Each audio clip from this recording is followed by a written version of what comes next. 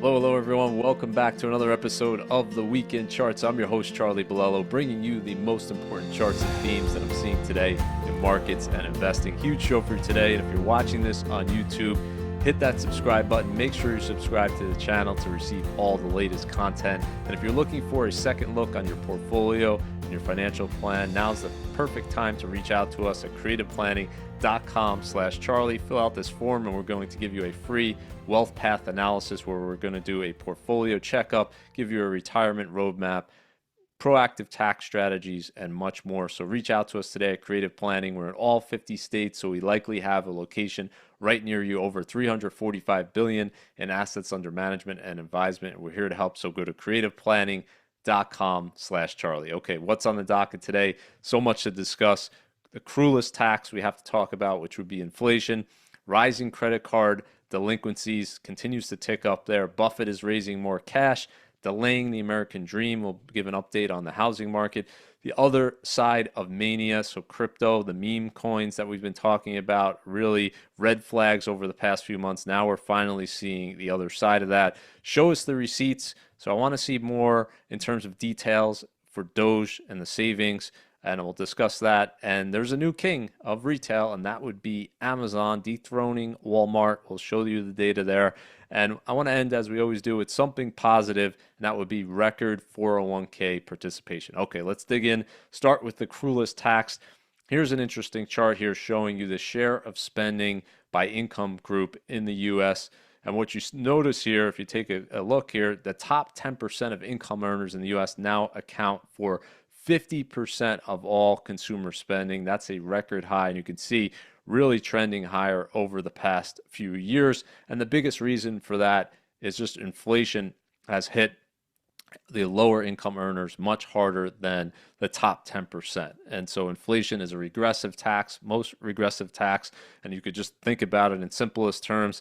If you're making $50,000 a year, an increase in gas, an increase in grocery prices, increase in insurance and transportation costs, all of that is going to hit you much harder as a percentage of your income than someone who's making $250,000, which was the top 10% of earners, households $250,000 above. So clearly, inflation not good for lowest income earners. Hopefully, inflation is going to come down and that situation will become better. But why is it that the spending has increased as a share for this top group? Well, simply they have this excess savings that has really maintained over the past few years, whereas the other 90% of earners are really drawing down on that stimulus that we saw from 2020 and 2021. You could see here there was over $1 trillion in excess savings for this group that was built up through the 3 rounds of stimulus, but slowly but surely a lot of that has been depleted. Not 100%, it seems, according to this estimate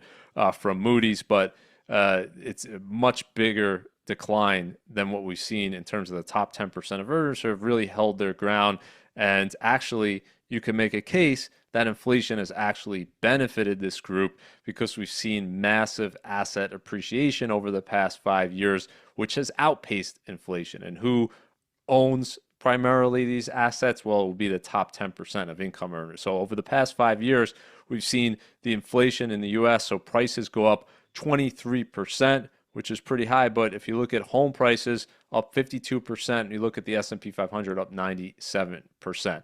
So definitely, if you've been an owner of assets, you've outpaced inflation, and therefore you've been able to maintain your spending or perhaps increase it, whereas these other groups who aren't as likely to have this and probably are more likely to have credit card debt and other things that we're going to be talking about today, that's hurting as well because interest rates are higher. So inflation, regressive tax, hopefully it goes down. Hopefully we don't pursue as a country, and the Federal Reserve doesn't pursue policies in the future that are really pushing prices up. So we had this massive increase in the money supply, massive increase in deficit spending, and both of those factors were the huge contributors to the higher inflation rate, highest we've seen since the early 1980s. Okay, I want to talk about rising credit card delinquencies. This has been something we've been discussing every quarter, and it really continues. And just giving you a picture of total credit card debt in the US here, you can see 1.2 trillion now. It's a record high. It's actually up 7% over the last year, the increase in total credit card debt. So still running significantly higher than the rate of inflation. So inflation's around 3% now, and people are borrowing around 7% more. So the certain segment of the population, really primarily lowest income earners, are trying to fill that spending gap by borrowing and using their credit card. And the problem, of course, is this compounds. It becomes harder and harder to pay it off, especially with very high interest rates that we have today. And so what we're seeing is the delinquency rate on these balances actually continue to tick up here. They're up to 11% of credit card balances are now 90 plus days delinquent. That's the highest we've seen since 2011. Not yet as high as we saw during the financial crisis, but slowly moving up. You could see auto loans as well ticking up here, highest levels in a few years, and that's expected to continue to go up as well. But credit card debt, why are delinquencies continuing to rise here? Well, it's just simply math. It's very hard to service this debt at over 21% interest rate. So we're still close to a record high in terms of the credit card interest rate. Even though the Fed cut rates 100 basis points last year, this has barely moved lower. So if you have a credit card balance, the first thing you should try to do before you think of doing anything else is pay it off as soon as possible, because the math is working against you. If you hold this credit card debt and you're just paying the minimum payment, it's very, very difficult to move forward because you're just paying all this money in interest. So I'm showing you a comparison here of $10,000 in credit card debt over 30 years versus making a $10,000 investment in a portfolio. And you could see at the end of 30 years, you're just getting back to even if you're making that minimum payment, but you paid $16,000 in interest over that period of time. And if you just didn't have any credit card debt and actually were able to put that $10,000 and invest it, and you earned 8% on your money over 30 years, you would have almost 100,000 at the end of that 30-year period. So pretty stark differential here. And this is why I always say before you invest, you need to save. And before you save, you need to eliminate this credit card debt. It's the number one wealth killer by a mile. Having credit card debt really prevents you from building sustainable wealth. Okay, let's talk about Buffett and Berkshire raising more cash here.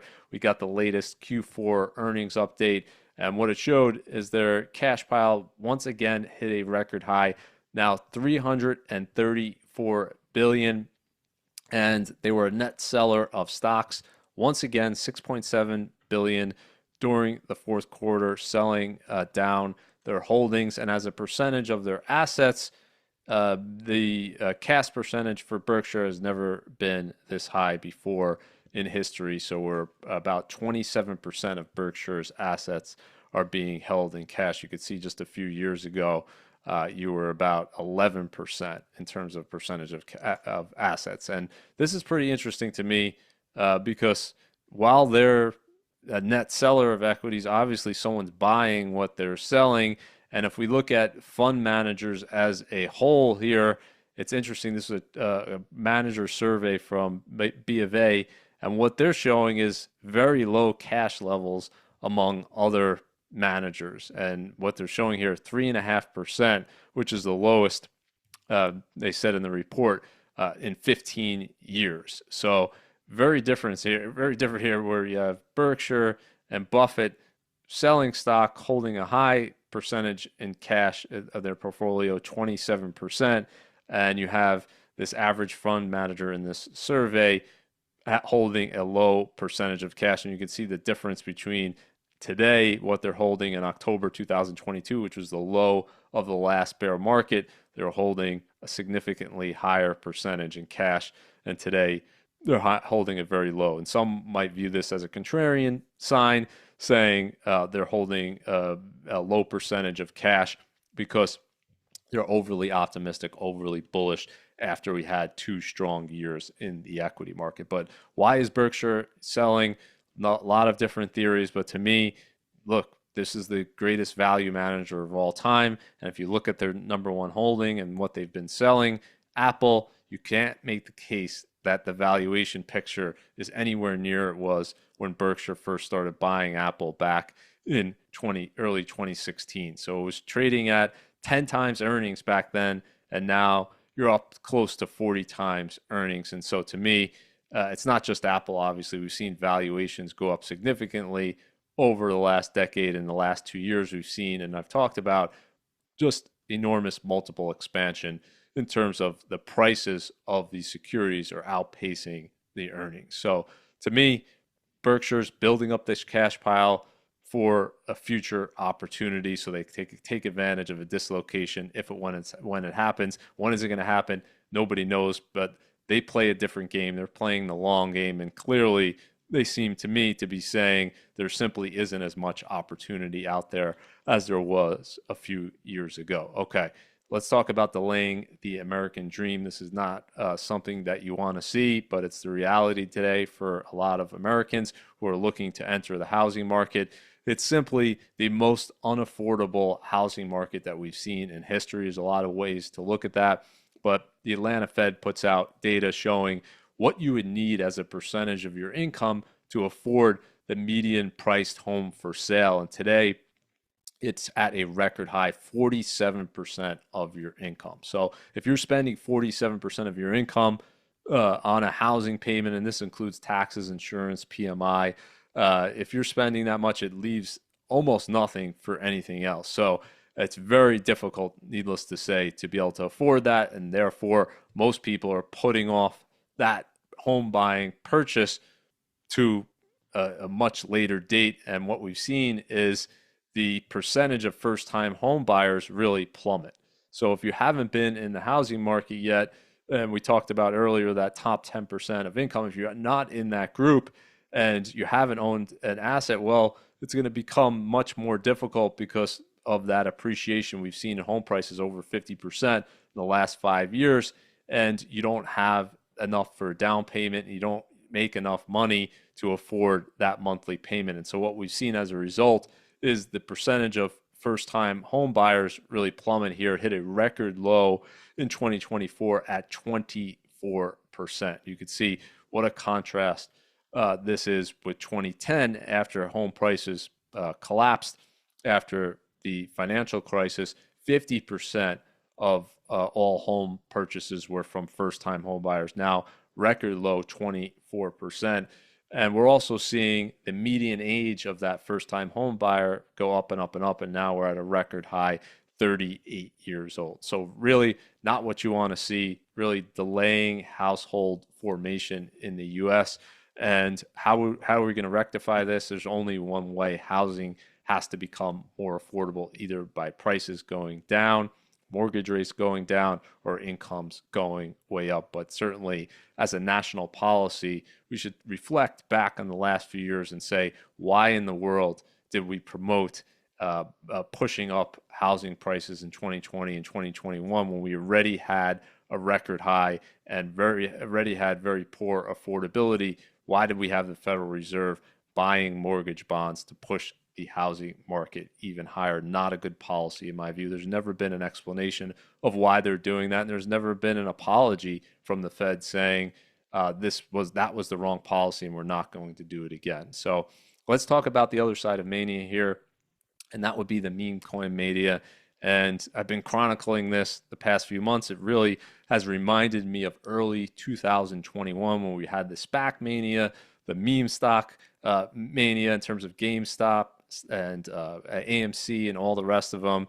This was really reminiscent of that, and you just saw this wave of speculative activity in a number of meme coins. And here a month ago in January, I put out this post on X talking about Fartcoin, and it hit a market cap of $2.4 billion, which is more than 1,200 companies in the Russell 3000 index. That obviously didn't make any sense. Obviously, it was a speculative mania.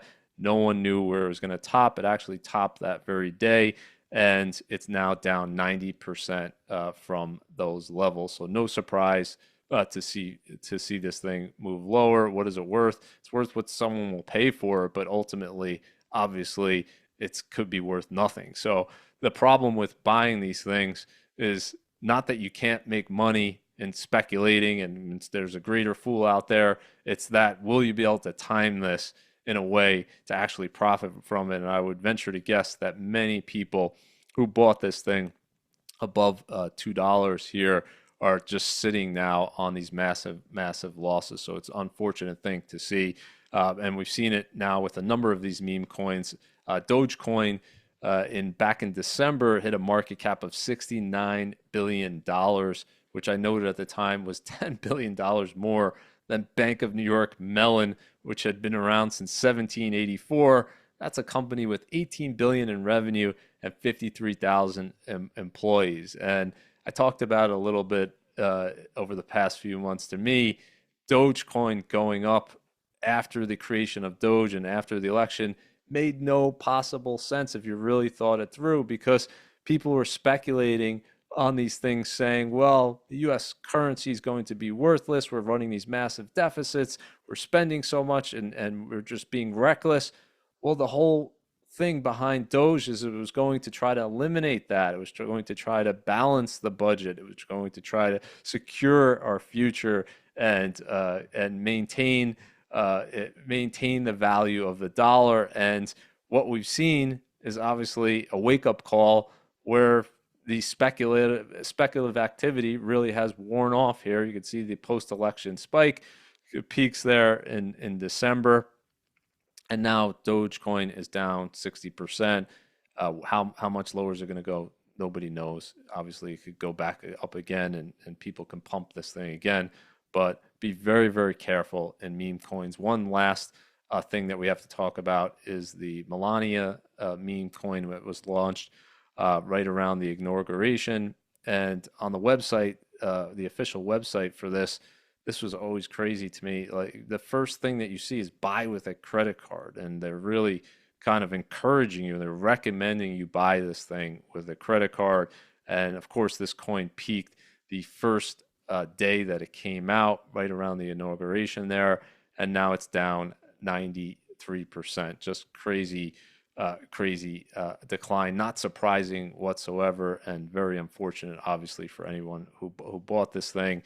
But why in the world are they having this where people are being encouraged to buy this with a credit card? So I venture to guess most of the people who bought this thing and lost money on it are people who probably can't afford to lose this amount of money, which is very unfortunate to see. So will there be another meme coin mania? Absolutely. We're seeing new things being created in this space every single day, and they're being pushed and pumped, and then they come back down. But just be very, very careful, obviously, in any of this stuff. It only lasts as long as the enthusiasm and euphoria last, and eventually it fades. And once it fades and once it starts going down, the problem is that whole notion of holding forever doesn't exist. People are going to sell if they have a profit, and when it starts going down, they're going to lose confidence in it, and that could spiral and spiral and spiral. So I want to talk about Doge again, and really my request here is show us the receipts, give us more detail. And I'm saying this because there's a lot of momentum right now to do something about the government debt situation to the high levels of deficits. We're seeing broad support on both parties saying this is unsustainable. The debt picture that we're talking about, 36 trillion in debt, which is still rising, that's a problem. It's unsustainable. And 83% actually say we should try to balance the budget, which is a surprisingly high number to me. And it's across both parties here. You see even the Democrat side saying 76% saying we should try to balance the budget. And what's interesting is they're not saying we should do it by raising taxes. They're saying we should do it by cutting expenditures. And I talked about that. That actually makes sense because tax revenue has gone up 60% over the last decade. We were bringing in way more money in terms of the federal government. We've just increased spending so much more than that increase in tax revenue. And a lot of people agree with cutting that they'll disagree, of course, on the amount of cuts, but I think most people agree that there's waste and there's fraud and there's inefficiencies that could be cut.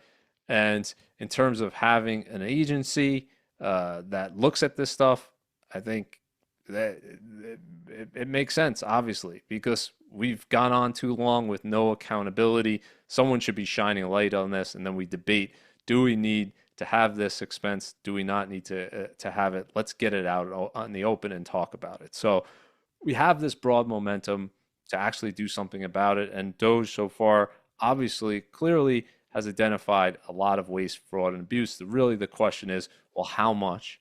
And are the numbers they're putting out an exaggeration? Do they have the receipts to back it up? And I would say, as of now, the numbers that they're saying are higher than what they've actually showed. And this might just be a delay. Maybe the evidence is coming. Hopefully that's the case. But I think before they talk about any additional savings here, they're saying 55 billion. I just put this into to Grok and asked this question: is this an accurate number, 55 billion?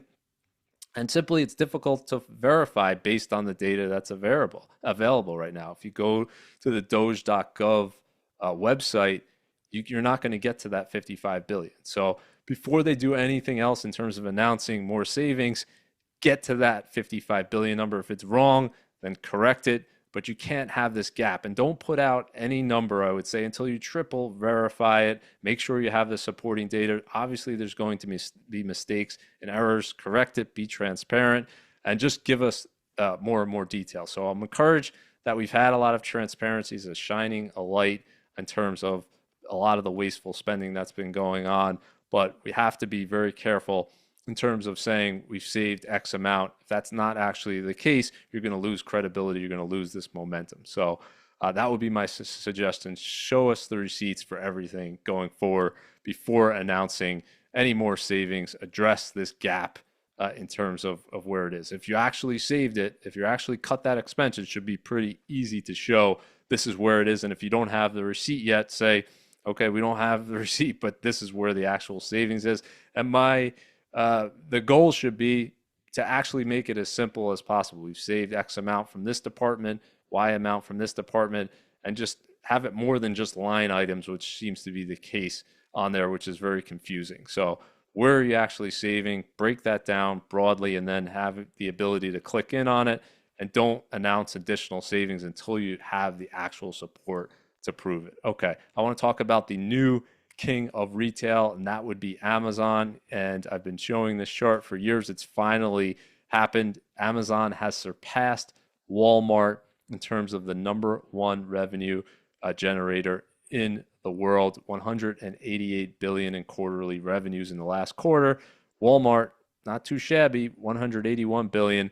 But finally, the flip was made, and you can see 25 years ago, Walmart's 77 times larger in terms of revenue than Amazon. 15 years ago, 12x. 10 years ago, 5x. Even 5 years ago, Walmart was still 2 times the revenue of Amazon. And today, Amazon's revenue has surpassed Walmart. And that doesn't mean that Walmart hasn't been growing. It certainly has. You look at the past few years, you've certainly seen revenue growth of Walmart. Amazon has just been one of the fastest growing companies, obviously, in history. And it's done so for a long, long period of time here. And this really marks the transition of the economy going from brick and mortars to obviously e-commerce. And I'm showing you here, 1999, less than 1% of total retail sales came from e-commerce. And today we're at a record high, over 16%. And this is one secular trend, I think, that would be very hard to interrupt. I think 10 years from now, it's going to be higher. It's just a matter of how much. And Walmart is obviously not ignoring e-commerce. They just got to it later in the game than Amazon. They have their Walmart Plus, which is similar to Amazon. They're focused on delivery. E-commerce sales is the fastest growing segment for Walmart. They grew e-commerce sales 20% year over year, and they've done now 11 straight quarters of double-digit growth. So obviously, Walmart is not going to let Amazon just take all of the e-commerce money. They're going to continue to invest there and increase, but just a crazy stat that I think 25 years ago, you never would have believed that Amazon was going to surpass Walmart as the number one revenue company in the US. So I want to end with something positive as I always do, and that would be record 401k participation. You could see in this chart here going up and to the right. That's a great thing to see. 10 years ago in 2014, we have 43% of private sector workers participating in 401k plans.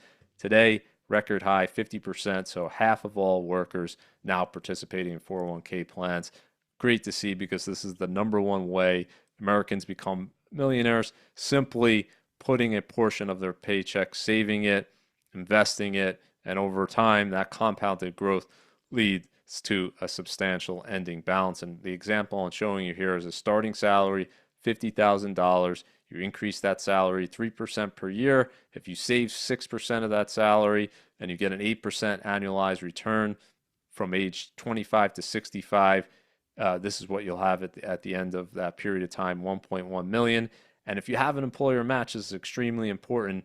This is essentially free money. Make sure you're taking advantage of that and at least invest and save up to that match. You could see the huge increase if you have that 401k match. What it does, it brings that ending balance up to $1.66 million at the end of that 40-year period. So great thing to see. 50% of people contributing 401k. Hopefully that'll continue to increase going forward, and just making it automatic, I think, has been a huge thing, where you're automatically opted in most companies to that 401k, and you actually have to tell them, no, I don't want it, to get out of the plan. So that has been a huge factor as well, and a good positive nudge for employees. Okay, we'll end it right there.